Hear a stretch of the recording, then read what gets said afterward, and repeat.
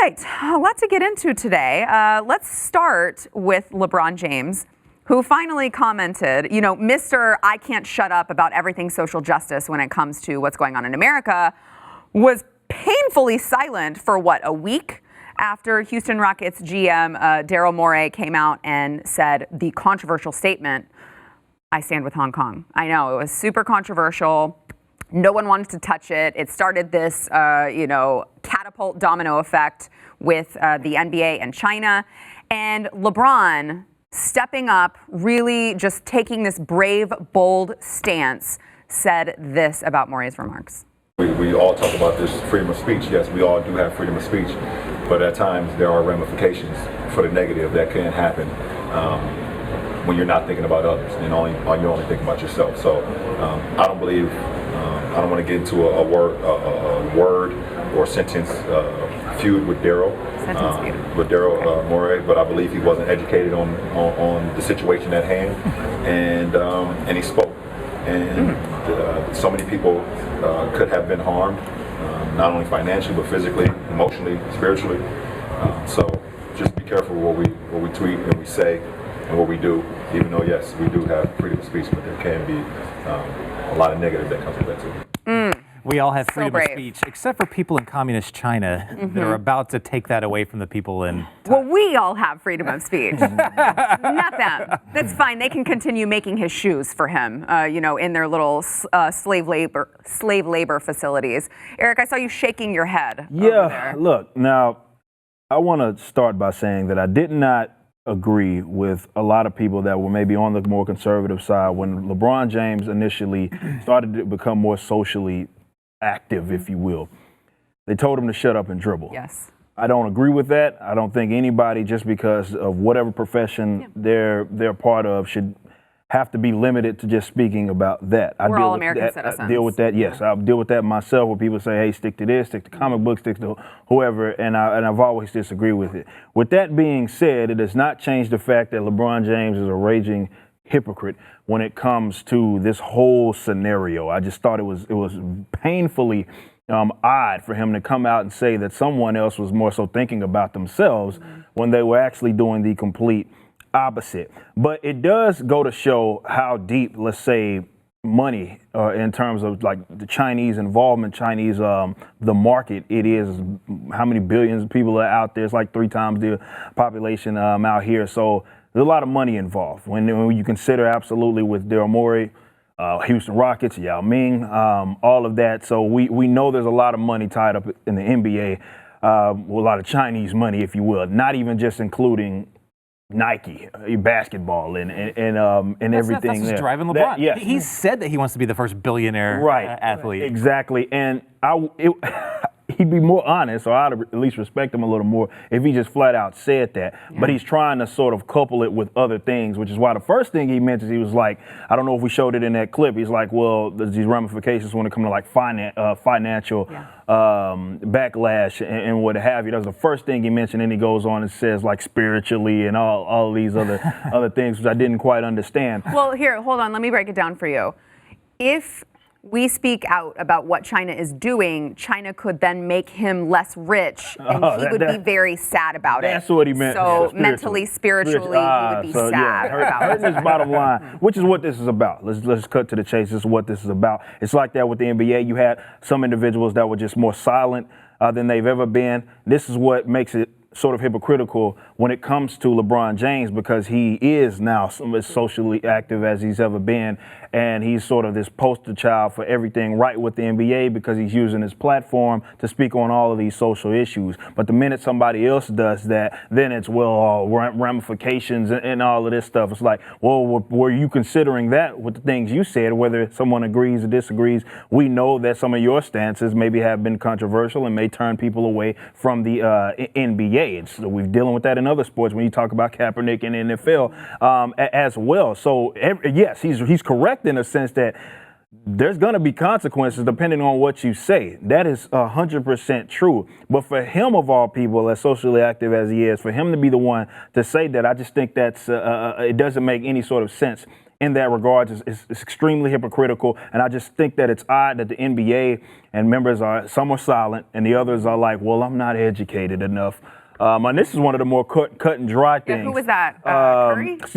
Steve Kerr. It's like, oh, I'm not as loud. You know, anytime they could take a shot at definitely Trump, they're as loud as they want to. I'm just not as educated on this He's keeping kids in cages. Right. And then when it comes to China, I don't know. I don't know about that. Well, they're re-education camps. Yes. Okay, they're just trying to help educate them, Eric. Clearly, that's all that's going on there. And we have others, and long before this, Enes Kanter, who is a basketball player, is dealing with a lot with the Turkish government and so forth, and he's been very active in what he's been saying against sort of their current regime. We have his tweet too, if you want to. And nobody has said anything about what he is saying here. And he's been saying this for a while. He's been dealing with a lot of issues over there. And nobody's like, well, shut up or well, what about the ramifications? Nobody's saying it. It's just when they started taking shots at maybe what's going on with the Chinese market, then it's like, wait a minute. Oh, you're threatening our bottom line. You can't be going around saying it. Almost feels like these guys have been handed some sort of script and they're like, don't say this because, look, you may hurt your own bottom line. I read in the paper, Kanter actually has a panic button that the FBI put in his house. It's so bad. And you got LeBron saying, no, that stuff doesn't matter. That there's, who cares about human rights? Yeah. That does highlight, that's a good point. That highlights just the hypocrisy here and what they're really about. It's not social issues because you didn't have no problems at all with him speaking out against Turkey because of how many people are watching the NBA in Turkey. Right. I'm sure there's a few. Right. I can't even think, was Turkoglu like one of the only, I can't even I don't know. It's not a whole lot of Turkish NBA players at all. Yeah, but once you get 2-3 billion people in that size market, they're like, oh, well, let's not piss them off. Right. Well, one of the NBA owners too is actually an Alibaba, like Alibaba's one of their largest shareholders after Jack Ma. So there's Chinese money in the NBA and the ownership too. Well, LeBron, of course, got just trashed online. Huge backlash after he made those comments, and he followed up with a tweet. All right, let him explain himself, okay? He says, let me clear up the confusion. I do not believe there was any consideration for the consequences and ramifications of the tweet.